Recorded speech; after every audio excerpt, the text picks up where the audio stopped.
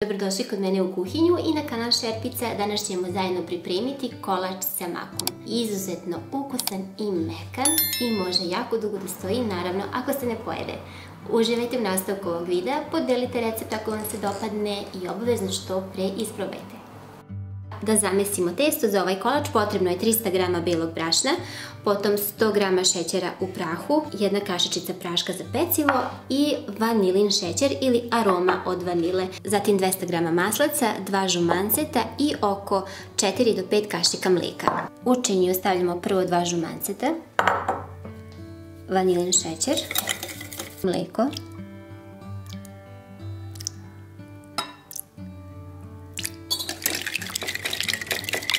potom maslac ili margarin koji je bio na sobnoj temperaturi, šećer u prahu i manju količinu brašna.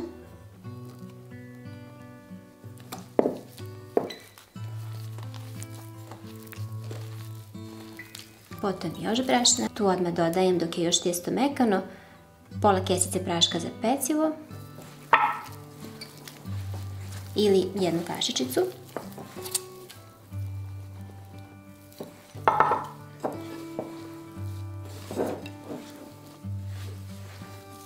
Možete naribati i koricu limuna.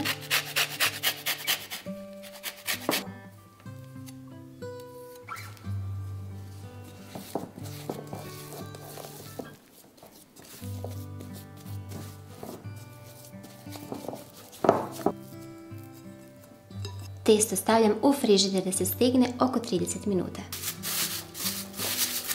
Podmažite tepsiju, dimenzija je 25x25 ili otprilike da bude neka srednja veličina, ne velika, a ni mala. Možete podmazati margarinom ili maslacem ili uljem. Pospite brašno. Sada pravimo fil od maka. Izmešajte 250 g mlevenog maka sa 100 g šećera, 100 g brašna,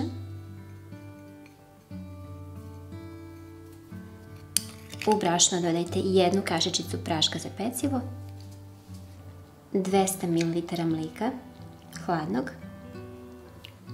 100 g rastopljenog maslaca ili margarina i u ovaj fil također možete dodati izrendanu koricu limuna.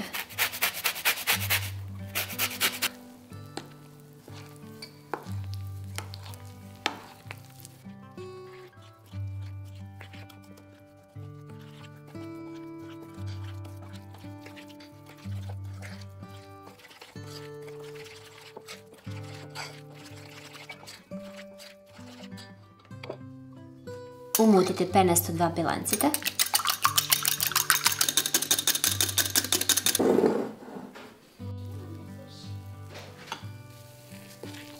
Umešajte još belanca i to je to. Idemo razvući testo.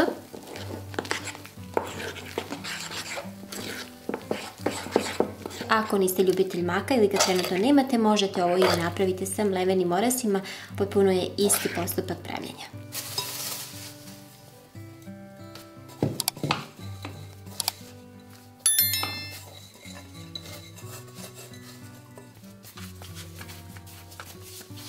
Premešeno testo podijelite na 2 jednaka dijela. Pospite brašno i na podlogu i odozgo i razvucite na veličinu tepsije. Otprilike će to biti tako do ovog kruga.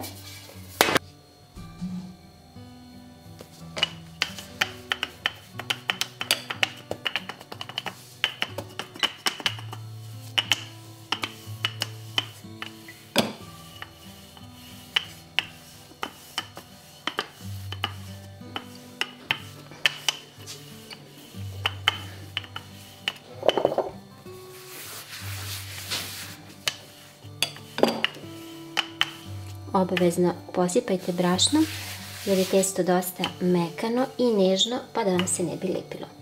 Sada pažljivo prebacite na pleh. Poravnajte i sada tu gdje fali testa slobodno možete da uzmete sa ovih krajeva gdje ga je viška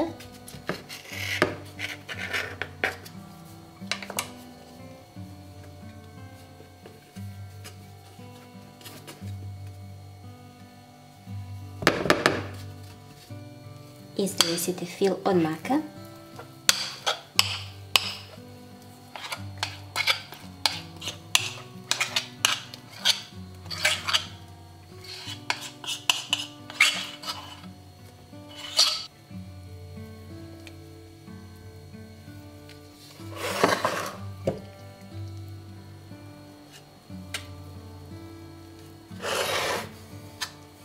Na isti način razvucite drugi deo testa i stavite preko maka.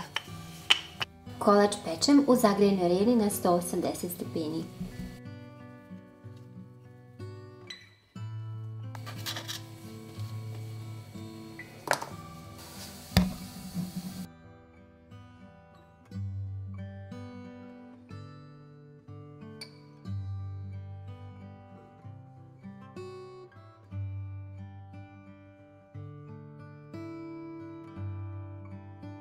Posle 30 minuta naš kolač je gotov. Ovako treba rumeno da izgleda. Ostavljam kolač da se ohladi, pa ću ga iseći na kockice i posuti šećerom u prahu. Uživajte u ovoj odličnoj mak piti, kolač koji svi jako volimo.